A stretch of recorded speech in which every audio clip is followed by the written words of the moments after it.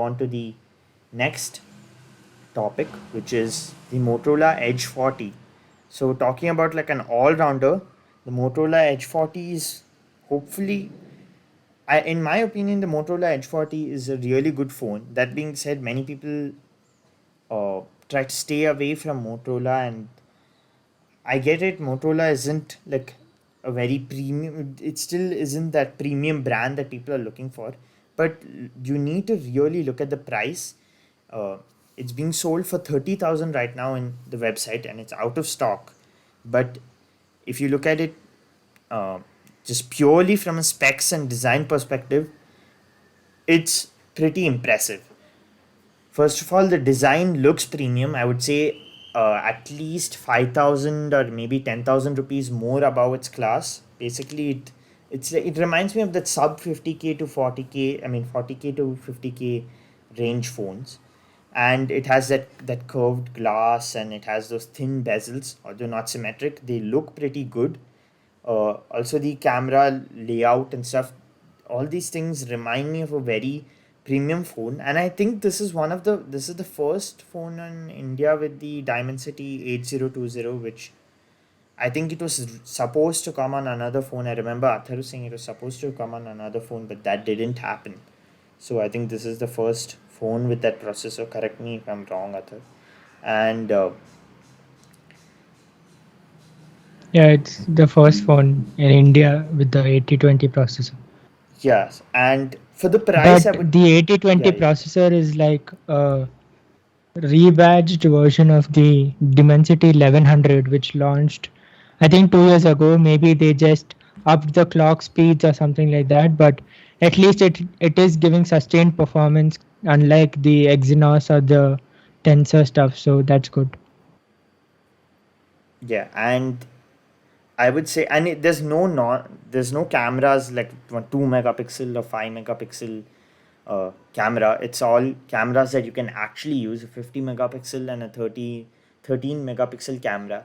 I would say this phone is a great phone. The battery 4,400 milliamp hour is like almost same as 4,500 milliamp hour.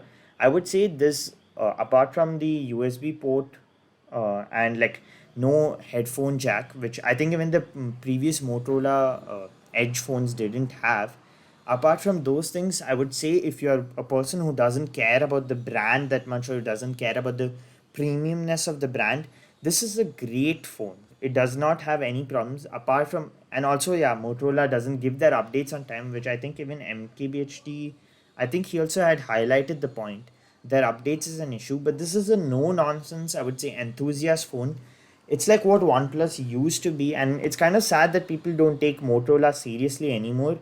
And they've been trying their best to get back into the top of the market. And I would recommend this to a person who doesn't care about all those fancy things behind like the brand name, like Samsung or whatever.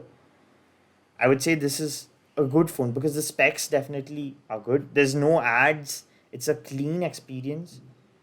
So yeah, that kind of sums it up. I don't really have much to say about this. Yeah, but yeah, there are few problems, and one of the major problems I think is that Motorola is only selling their phones on Flipkart. I don't know Yeah, if they that sell too. offline.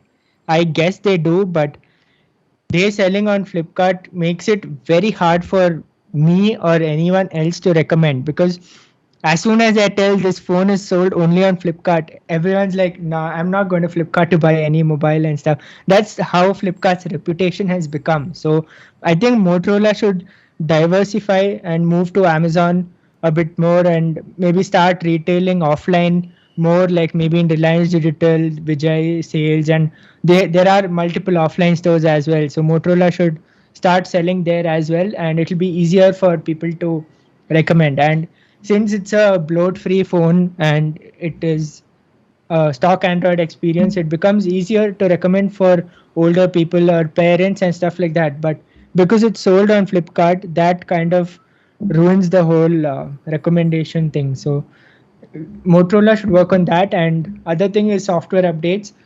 One thing someone pointed out in the comment section of Ranjit's video on the Edge 40 is that it's fine if the updates come late. At least we are getting proper software update that doesn't like brick the smartphone or stop its functionality, which is a good point. It doesn't matter if the updates are coming late or if it comes like 6 months late or something. The normal consumer is fine with that, but they just don't want their phone to like stop working, have motherboard issues and stuff, which has been widely prevalent with Poco, Redmi, and all those phones. So that was a good point pointed out by some user in the comment section. So that is the point about the software updates. But it looks like Motorola has taken the feedback and is working on the software thing.